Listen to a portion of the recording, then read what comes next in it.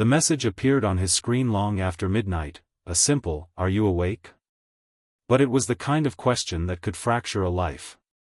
16-year-old Evan Miller stared at the glowing text, his heart thudding with that familiar mixture of excitement and unease. The sender, Jason Hart, was 22, confident, charming, and everything Evan felt he wasn't. Their connection had begun by chance on a gaming forum months earlier, growing from casual chats into hours-long private conversations that blurred the line between friendship and something far more complicated. To Evan, Jason felt like the first person who truly saw him. Someone who understood his loneliness and the pressure of trying to be perfect in a world that rarely felt safe. Jason listened. Jason encouraged him. Jason made him feel valued in a way no one else did. But beneath the surface, beneath the laughter, the inside jokes, and the compliments, ran an undercurrent Evan tried not to acknowledge. Jason always wanted their conversations secret. He always pushed just a little further, "Don't tell your friends. They won't get it. I trust you more than anyone. We don't need other people in this." It felt special. It also felt wrong. Evan lived with his older sister Hannah, who worked late nights as a barista to keep the household running after their parents passed. She trusted Evan to be mature, to follow the rules, to stay safe online.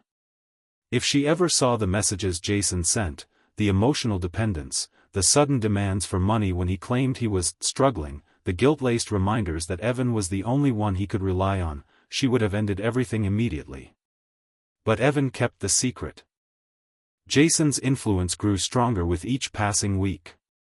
He had a way of twisting small truths into heavy emotional weights. If Evan didn't reply fast enough, Jason accused him of not caring. If Evan tried to set boundaries, Jason insisted he was being abandoned. And then came the day Evan discovered something that shook him to the core. Scrolling through social media, he found a photo of Jason, smiling, relaxed, with his arm around a girl named Emily, a college student who proudly captioned the picture with, "1 year with you." 1 year. The same year he had been talking to Evan every night. Evan confronted him, expecting an apology or explanation. Instead, Jason lashed out with anger, turning the blame on Evan. "You're spying on me? You're trying to ruin my life? You don't get to question me." The crack in their relationship widened into something dark. Jason threatened to expose their conversations if Evan didn't make things right. The fear of being humiliated, or worse, misunderstood, trapped Evan in a tightening spiral of anxiety. Hannah noticed the change. Evan grew withdrawn, jumpy, constantly checking his phone. His grades slipped, and he stopped hanging out with the few friends he had. She tried asking what was wrong, but Evan insisted everything was fine. It wasn't. 2 weeks later, Jason suggested they meet, somewhere quiet, to talk things out, a remote clearing near old train tracks outside town. He promised clarity, peace, and a chance for them to fix everything. Despite the dread churning in his stomach, Evan agreed. He wanted the tension to end. He wanted his life back. He had no idea he was walking into a plan he was never meant to return from. The afternoon light slanted low across the quiet edge of town as Evan walked toward the old freight tracks, his hands shoved into the pockets of his thin hoodie. The air smelled faintly of rust and pine, a mix he had always found calming, until today. Every step felt weighted, each footfall echoing the tightness in his chest. Jason had chosen the spot carefully. Far from houses. Far from anyone who might see. Evan paused at the tree line, checking his phone. No new messages. He thought about turning back, about telling Hannah everything, about walking straight home and pretending none of this had ever happened. But the fear of Jason, and the fear of being exposed, kept him moving. When he reached the clearing, Jason was already there, leaning against a fallen log as if they were meeting for a casual chat. His blonde hair caught the sunlight, and he gave Evan a smile that didn't reach his eyes. "You came," Jason said, his voice smooth, practiced. "You told me we needed to talk," Evan replied quietly. Jason's expression shifted, something colder slipping through. Yeah. Because things got messy. You made them messy. Evan looked down. I didn't mean to. I didn't know about her. Emily? Jason scoffed. That's none of your business. And you snooping around like that? Makes me look bad. Evan blinked, confused. I wasn't snooping. It was public. Jason stepped closer.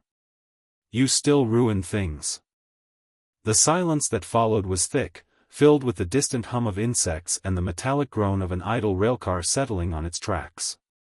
Evan's heart thudded painfully as Jason towered over him. I just want this to stop, Evan said. I don't want to hide things anymore. I don't want to fight. Jason's lips curled slightly, not in kindness, but in calculation. Then fix it. Evan frowned. Fix what? You know what I need, Jason said, tone tightening. You still owe me money. And I need more. A lot more. Evan's breath caught. Jason. I already gave you everything I had. And? Jason shrugged. You'll find more. I can't, Evan whispered. I won't. Jason's face hardened. The shift was subtle but unmistakable, a crack in his charming veneer, exposing something predatory beneath. You think you can walk away from me, he said, voice low. After everything we talked about? Everything you sent me? Evan felt the world tilt. He'd always feared Jason might use those private messages against him, but hearing it spoken aloud made his stomach lurch. That's not fair, Evan said, voice trembling. You said you'd never. Yeah, well, Jason cut him off, you shouldn't have betrayed me. A hot gust of wind swept through the clearing, rattling dry leaves and carrying with it the distant rumble of a passing train. Evan stepped back instinctively, but Jason moved with him, keeping the distance closed, like a shadow following each breath. I'm not here to hurt you, Jason said, though the edge in his voice suggested the opposite. I just need you to cooperate. Evan swallowed hard. What do you want from me? Jason's smile returned, thin, sharp, terrifying in its calmness. Everything, he said. And in that instant, Evan realized the meeting was never about peace. It was about control, the last piece Jason needed to keep him silent. He felt a chill crawl up his spine as Jason reached into his jacket pocket. Evan didn't know what was coming next. Only that his instincts were screaming at him to run. A flicker of metal glinted as Jason's hand emerged from his jacket, not a weapon, but his phone. Yet the way he held it sent a different kind of dread washing through Evan. Jason unlocked the screen and tilted it toward him, his thumb hovering above a folder labeled D. You recognize this, right? He said calmly. Evan's breath hitched. He knew what was in that folder, messages he never should have sent, moments he thought were private, vulnerable confessions Jason encouraged then stored like ammunition. If these get out, Jason continued, your sister, your school, everyone is going to see what you've been hiding. Evan felt something inside him crumple. Jason, please, don't. Then stop fighting me. Jason's voice was steady, almost bored. Do what I tell you, and this stays between us. Evan shook his head, tears burning behind his eyes. I can't. You're hurting me. I don't want this anymore. Jason's jaw tightened. Well, you don't get to choose. For a long moment, the only sound was the whisper of wind through brittle grass and the low hum of insects. Then Jason stepped closer, invading Evan's space until their faces were inches apart. Give me your phone, Jason demanded. No. Give me the phone, Evan. I said no. Jason's expression shifted, from annoyance to rage, fast and sharp. He grabbed the front of Evan's hoodie with one hand and shoved him backward. Evan stumbled, catching himself on the uneven ground. Don't be stupid, Jason growled. I'm trying to help you. This isn't helping. Evan cried. This is. Jason lunged before he could finish. The force knocked Evan onto his back. Dust puffed up around him as Jason pinned him down with a knee against his side. Evan struggled, but Jason was stronger, fueled by anger and something darker than Evan had ever seen in him. Stop fighting me. Jason shouted, his voice cracking. Get off. Evan pushed at him, desperation rising like a scream in his chest. Jason slapped the phone out of Evan's hand, sending it skidding across the dirt. Then, with a suddenness that stole Evan's breath, Jason reached behind him and pulled out a short length of steel, a heavy flashlight, the industrial kind often kept in cars. Its weight was unmistakable. Evan froze. Jason, don't, he whispered. You made me do this, Jason said, his voice trembling with a mix of fury and fear. You pushed me. You turned me into the bad guy. No, I didn't. Please. Jason raised the flashlight. For a moment, time seemed to stretch thin and fragile. Evan felt the world shrink to the sound of his own heartbeat, pulsing in his ears like a warning drum. I didn't want it to end like this, Jason said softly. Then the flashlight came down. Pain exploded across Evan's temple, bright and blinding. His vision splintered into white flashes. He tried to twist away, but another blow crushed the attempt. The world tilted, spinning in jagged pieces. He tasted dirt. Blood. Fear. Why couldn't you just listen? Jason shouted, striking again. Evan's arms went limp. His breath hitched. The world around him, the rusted tracks, the pale sky, the trembling leaves, grew distant, washed in fading colors. Jason stood over him, panting, the flashlight shaking in his hand. For the first time, Jason looked afraid. Not of Evan. Of what he had just done. He wiped the flashlight on his jacket, then crouched, searching Evan's pockets with shaking hands until he found the phone. He shoved it into his own pocket, then dragged Evan off the path toward thicker brush, grunting with the effort. The clearing swallowed the sound. When Jason stepped back, his chest heaving, he stared at the still form on the ground. Why did you make me do this? He whispered. But Evan didn't answer. He couldn't. By the time the sun dipped below the tree-line, the woods had grown cold and still. Evan lay motionless in the underbrush, his breathing shallow, his pulse faint, but present. The blows hadn't taken him instantly, though Jason believed they had. Hours passed before the sound of footsteps approached, not Jason's, but those of two hikers returning toward the trailhead. They talked casually, laughing about their day, until one of them halted mid-sentence. Do you hear that? The other paused. What? A sound. Like someone trying to breathe. They followed the faint, uneven gasps into the thicket, pushing branches aside. When they found Evan, bloody and barely conscious, their screams echoed through the trees. One called 911 with trembling hands while the other knelt beside him, her voice shaky as she whispered, "Stay with us. Please stay with us." An ambulance arrived within minutes, sirens cutting through the quiet evening. Detective Sarah Lawson, a steady, sharp-eyed investigator from the county sheriff's office, was dispatched as soon as the report of an injured teen came through. When she reached the scene, paramedics were already lifting Evan onto a stretcher. His face was bruised, his hair matted with dried blood, his clothes torn. Who found him? Lawson asked. The hikers stepped forward, voices unsteady as they explained.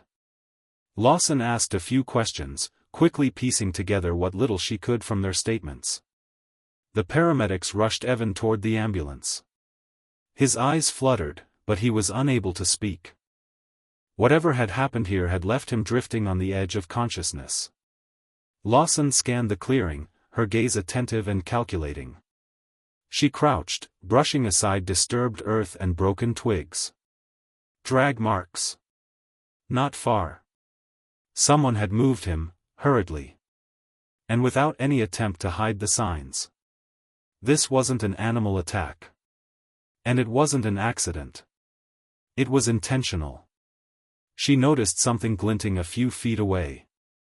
A cracked phone case. No phone inside, just the shell. She bagged it carefully, knowing it might be important. As the ambulance sped down the gravel road, Lawson followed in her unmarked car. At the hospital, she watched through a window as doctors worked on Evan, their movements urgent and synchronized. She took notes, marking down every detail the medical staff shared: blunt force trauma, multiple contusions, a severe head injury. One of the nurses approached her quietly. "He's very young," she murmured. "Who would do something like this?" "That's what I intend to find out," Lawson replied. While they stabilized Evan, Lawson stepped into the hallway and called Hannah Miller. "Hannah? This is Detective Sarah Lawson with the sheriff's office. Your brother has been hurt." There was a long, sharp silence, then a trembling whisper. "Hurt?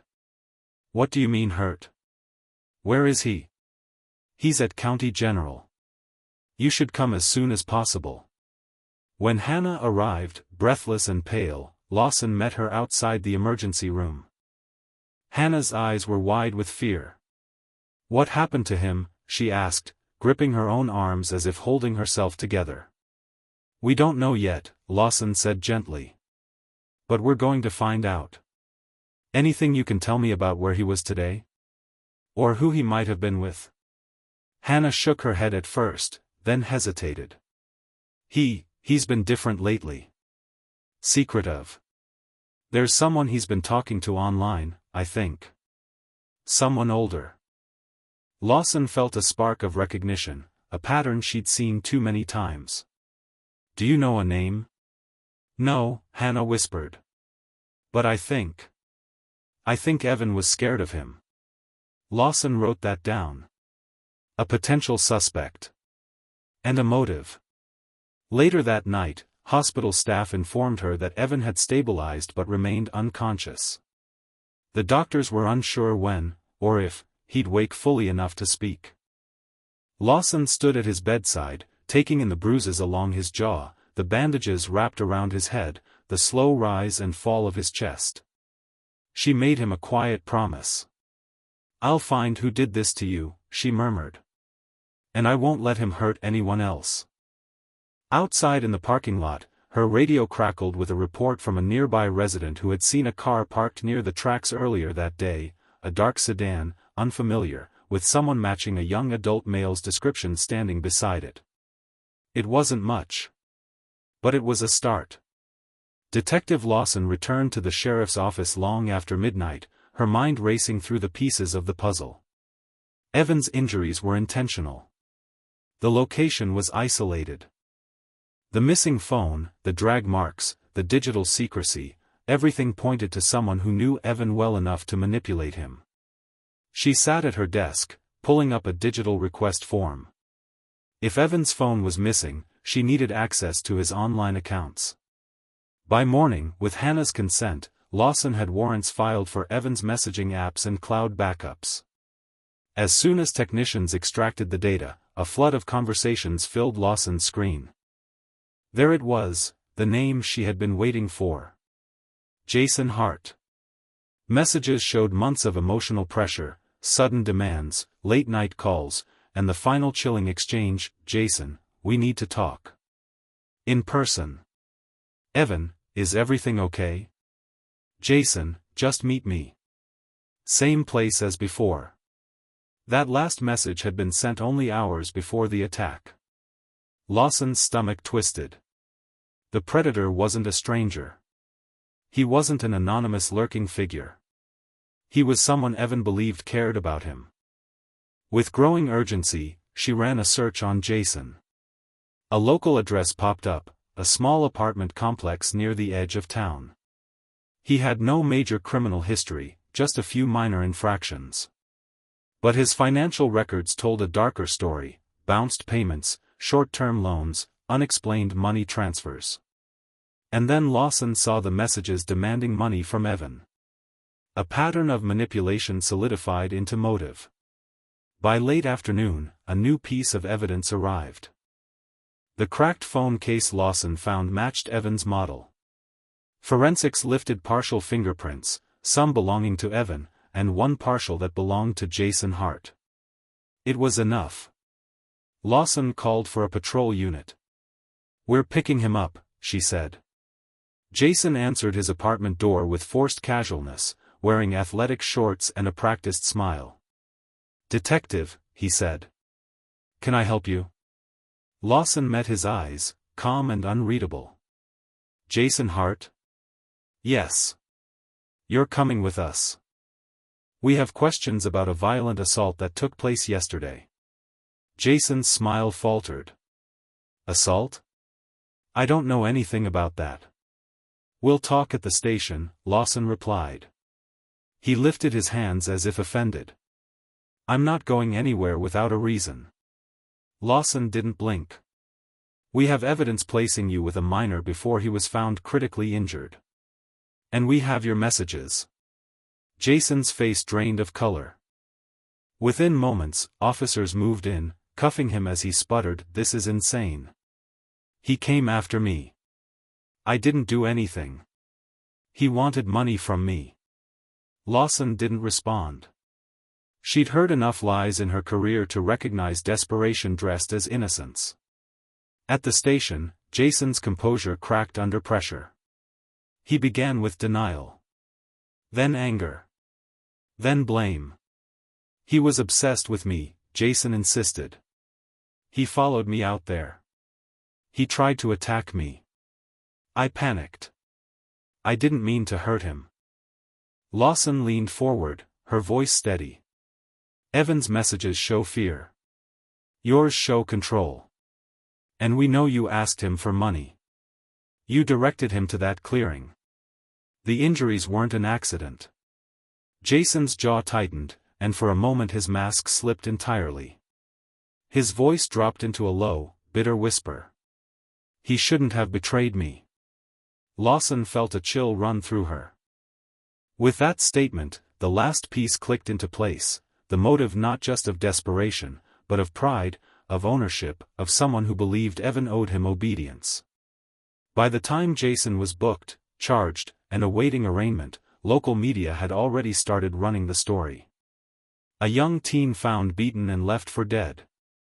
A trusted young adult arrested for the crime. A town in shock.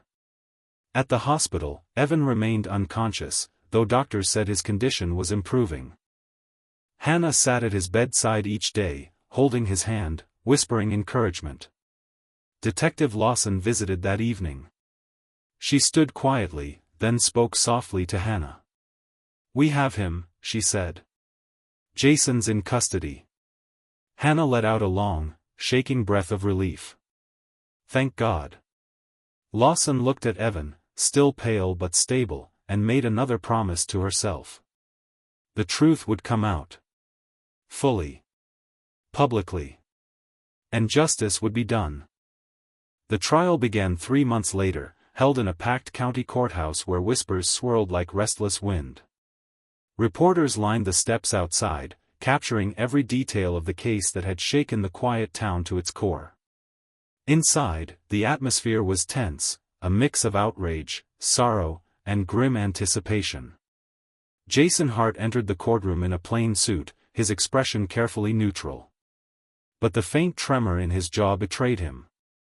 He avoided looking at the gallery, where Hannah Miller sat gripping a tissue in her lap, her eyes fixed on the empty chair Evan should have occupied if he were strong enough to attend.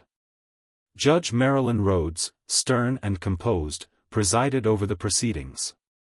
The prosecution, led by Assistant District Attorney Paul Gentry, laid out the case with methodical precision.